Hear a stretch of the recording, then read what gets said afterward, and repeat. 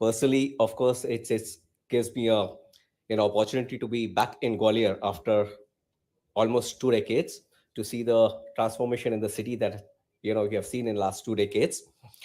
And I think talking about the future, as far as Reliance is concerned, I think Reliance and Madhya Pradesh have had a relationship which grows for multiple decades.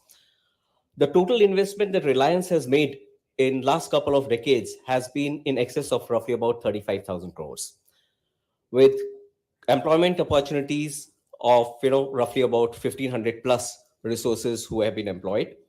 Uh, this spreads across our retail sector, where we have invested close to about 600 odd crores, generating more than 4,500 jobs across the digital era with our digital transformation, where we have invested close to about 28,000 plus crores, generating more than 3,500 jobs already.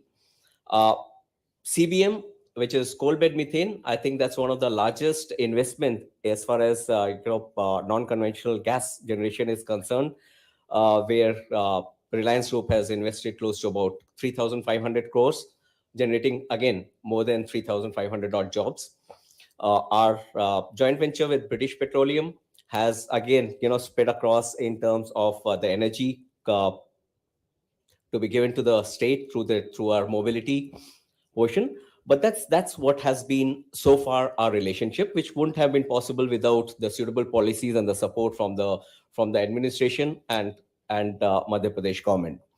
Looking into the future, I think that is where we are moving into.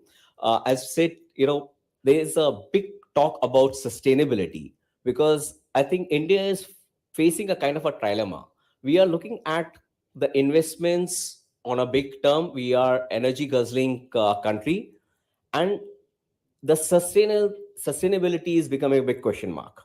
We are talking about the environment issues which are being created because of the rampant development that's happening, and that is where the next phase of investment from Reliance that we are looking at in the state of Madhya Pradesh and in the country. And I think that is where we are talking about investment into compressed biogas and other renewable energy sectors, where we have signed up the first set of investment commitment of close to about 1,500 odd crores, which will generate close to about 2,000 jobs. And what is pertinent to you know point out here is that these jobs will be more on the rural side. So we are talking about agro residue. We are talking about the waste which is being generated within the cities as well as from the industry, to be utilized effectively for energy generation. So this will be a new form of energy altogether that we are talking about and investing big time into it.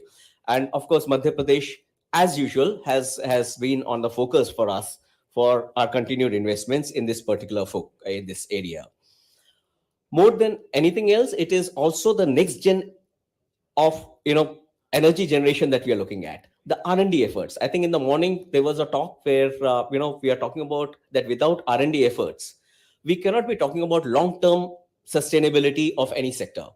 And also agriculture becomes an important portion, where Madhya Pradesh being an agro for I would say focused state with huge land parcel. I think these are the three areas that we are trying to put together with R&D efforts and setting up a R&D unit for agro-based industries for advanced biofuels. That is something which we are looking for in the future.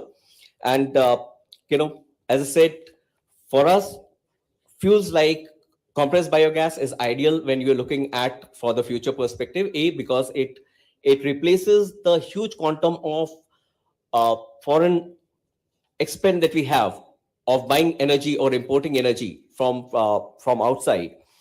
But most importantly, compressed biogas also has a byproduct called fermented organic manure. And I saw that Madhya Pradesh is number one in organic farming.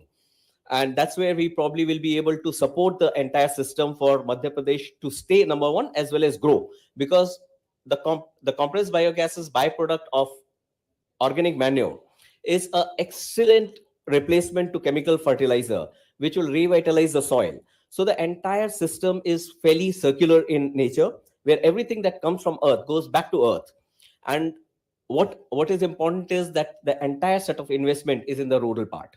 So there will be a total revitalization of the rural economy, with the farmers becoming, from our annadatas to become in real sense urja datas. And that is what we are looking for, the next phase of our investments. And of course our commitment to Madhya Pradesh stays on top as a focus state for us, which will continue with support from the government and also the administration. With that, I again thank the opportunity, especially to MPIDC, to give us this opportunity to be here in this August gathering, and we look forward to continuing our support to the development of the state in a more sustainable manner. Thank you.